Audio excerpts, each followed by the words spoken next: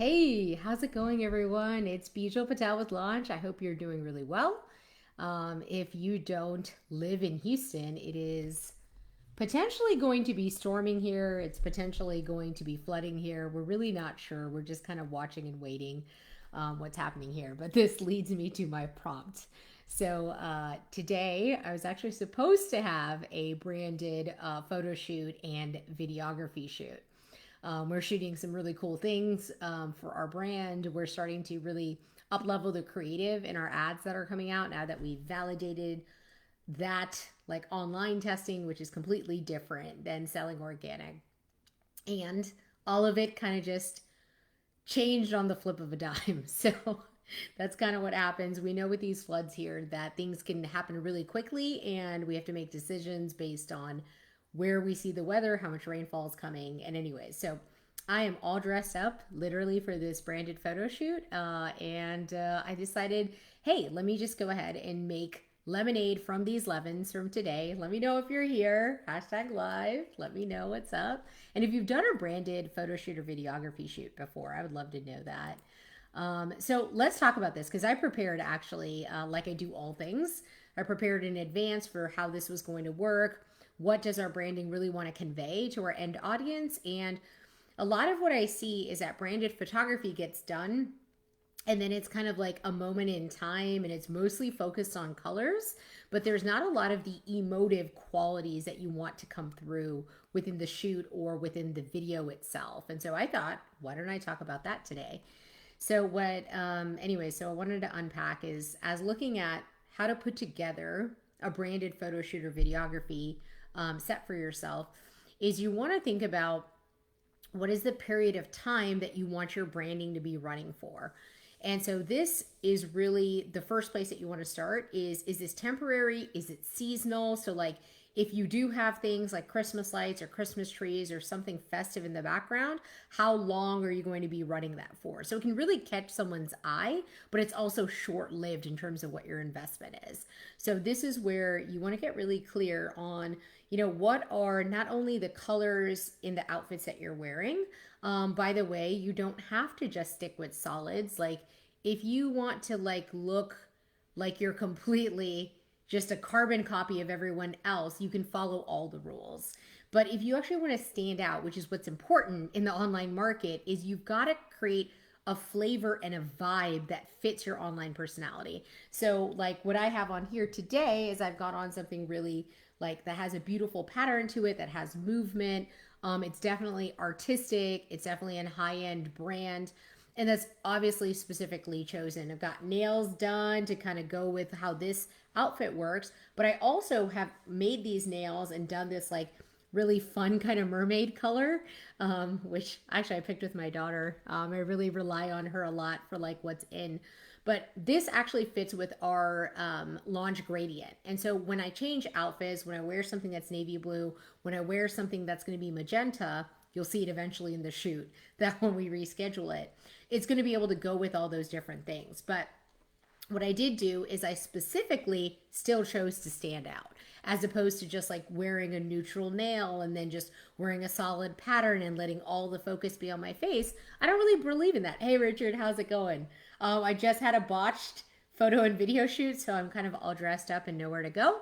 So what your photography and what your videography should come across is what your entire vibe about your brand is. And so what our biggest thing is that we don't fit in. Like our tagline is literally we're different. We are different. So I'm going to have on fun mermaid nails. I'm going to wear something that's patterned, but it actually is cohesive and it goes together with all of our things. So imagine, fast forward, you've got your intro and your outro happening in your branded photo shoot.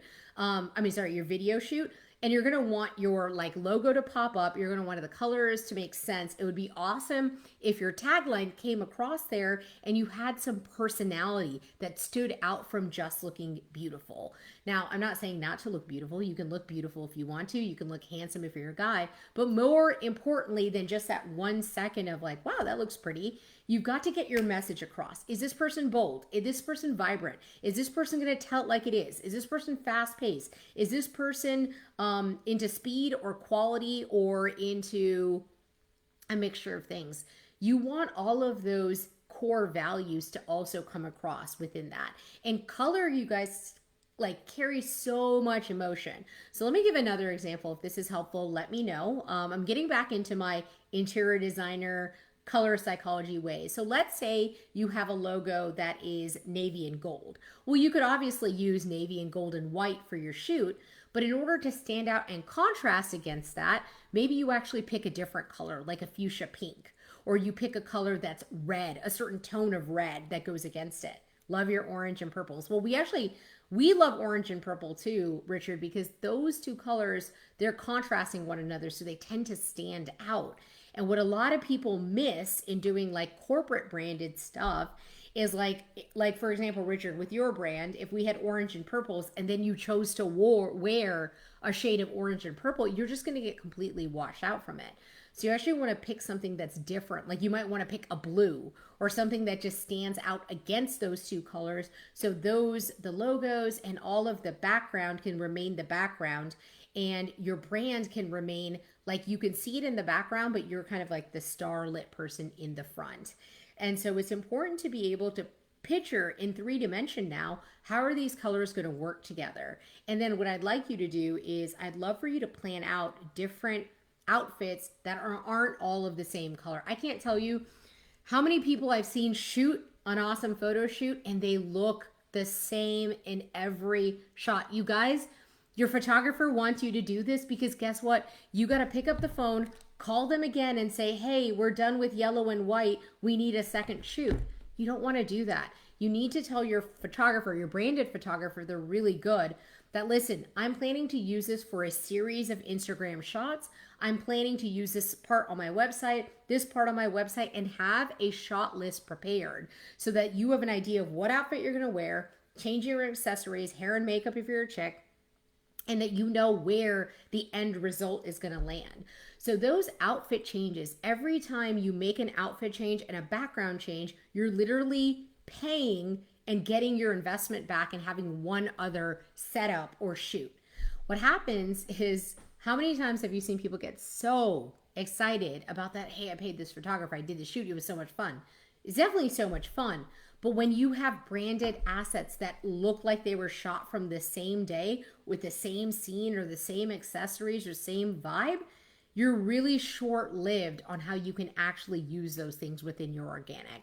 So you want to be careful on what the branded photographer want. It's like, oh, let's make all of this like unified and make it all stick together. No, we need things that are complementary, that go together, that stick together, but you can utilize it with your content.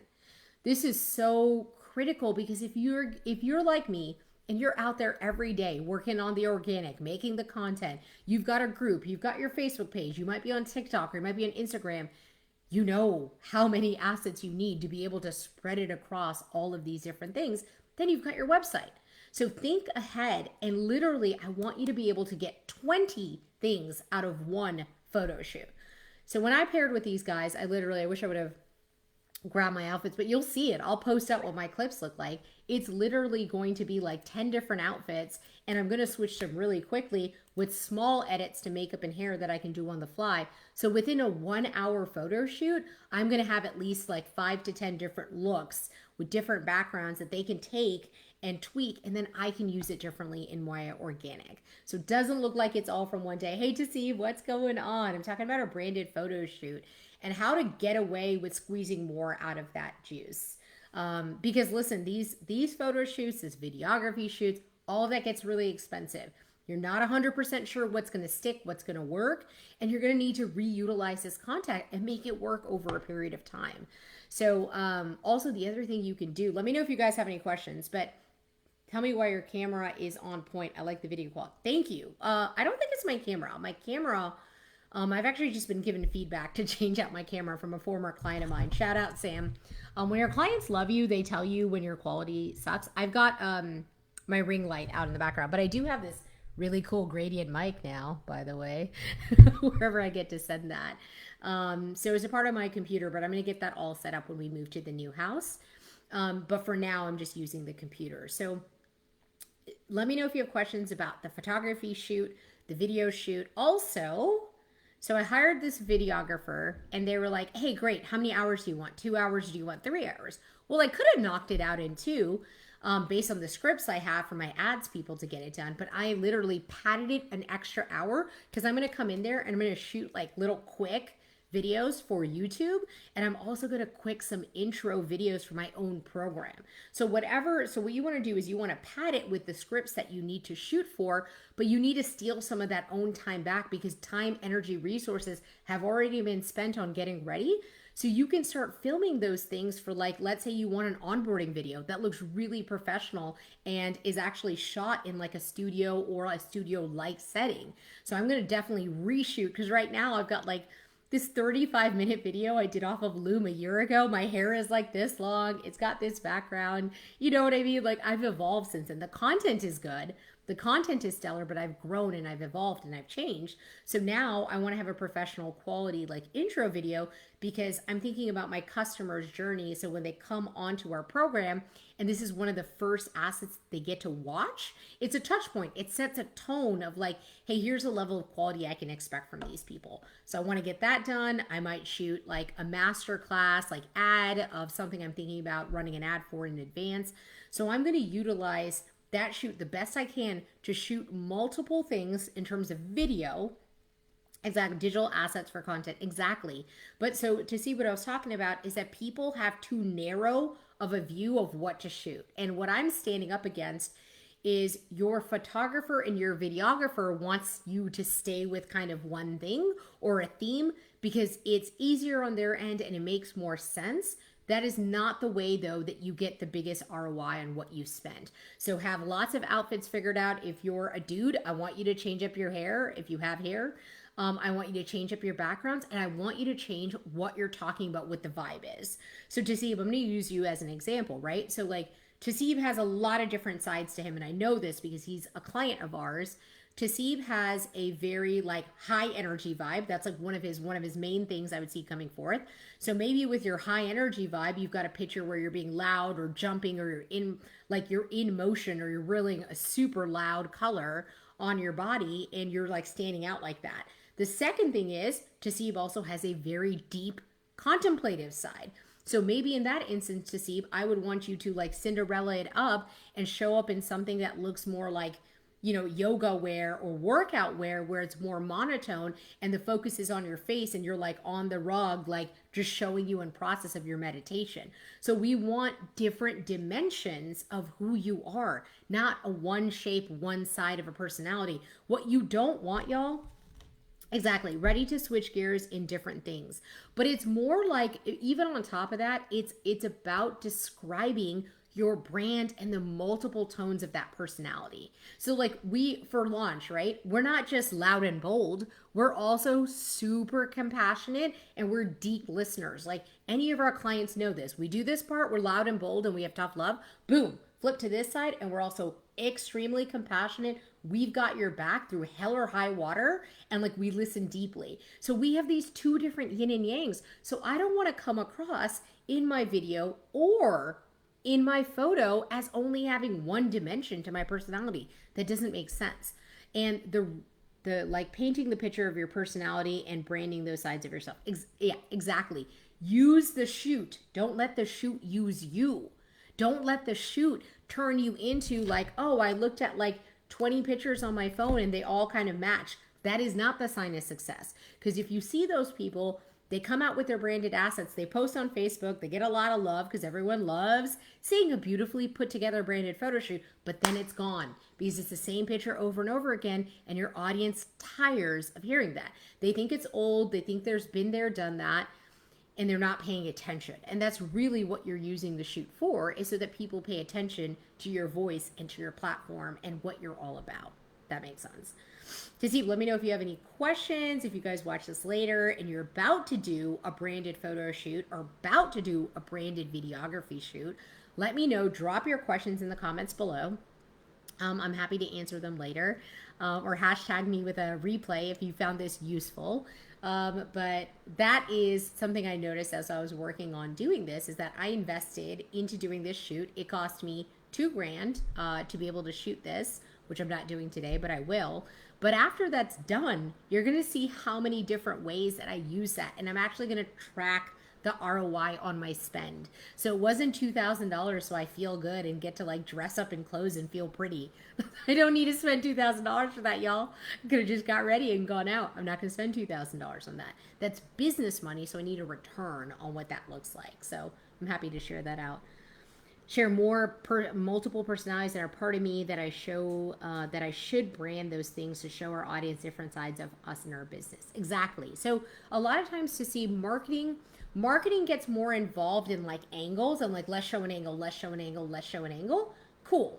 That works. Brand is overarching of like who you are on your worst day or your best day. It's like an umbrella. It encompasses who the brand is. So to see, regardless of what, and I know you're on the marketing side as well as the ad side, regardless of what angle you're shooting for, regardless of whose attention you're trying to get, or what you're testing out with copywriting or different types of marketing campaigns, you always want to make sure that you're actually out there and you're in front of your audience, letting them see everything that they can expect. Because the one thing about you and your brand that's super unique is the you factor.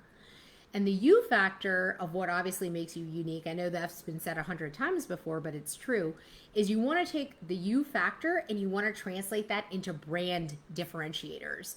Brand differentiator, like I described to you here for a second, is these two dimensions of your personality maybe not everyone knows, right? Like to see how many people know, how many people percentage-wise in your business circuits, let's forget family, know the difference between high energy Tasib and then the Tasib that like doesn't love morning time, needs time to reflect, is a huge reader and like loves philosophy and theoretical stuff and going deep. Like, I don't know if everyone knows that side of you. You know what I'm saying? And so like you want to understand, do people get both sides? Do people get all 5 sides of who you are? So that's what the point of the branded shoot is it's got to pull you out and you work the thing. And if that happens, what happens is if you have a successful branding effort, you start to use that collateral after it's now all building. It's like a funnel coming down and it's building to the strength of your brand. What that then does is it increases brand recall. So I have people ask me all the time. We actually do audits just for specific people. We do this. This isn't something we just go out there and offer. We do brand audits, and we do offer audits. And the reason is that people don't understand the disconnect between what they're using as marketing, what they actually do, and what their brand represents and stands for. And that disconnect is what ends up watering down a brand and making, from a prospect's perspective, you think it's apples to orange between you and your competitor. Your prospect actually thinks it is apples to apples. So then they're going to choose the cheapest option. They're going to pick what's cheapest. They're going to pick what's been around longer or more established. They're going to do all those kind of things. So super important. It's not just about likes, people. It's not about comments. Like, that's not why your branded photo shoot is going to get you money back. You can take a really awesome picture and nobody inbox you for anything, and it make no lick of a difference, and people just wanted to tell you, hey, I think you look pretty today. Now, that's fine if you like that kind of like adoration and you just want people to like you. I'm not about that. Like I like to have an ROI, and that return on investment is for a purpose. It's for a reason. It's to gain deeper brand recall. It's to stand up and differentiate what my brand is. And it's also to allow people to know, hey, I'm either with you and I can understand how you guys believe this, or I'm not with you. But it's not for the likes and it's not for the comments. That doesn't make money. And I think a lot of people are starting to see that, because I get inboxed a lot with what's wrong with my messaging. How come my offer doesn't sell? How come I don't have the confidence in selling my program? How come I haven't named my program? So if you have any of those issues, feel free. If you're feeling a little bit of that brand shame, send me a DM. We can talk. We do have some front-end audit stuff. But besides that, I am going to go make some more lemonade out of lemons, and I will talk to you guys later. Peace out.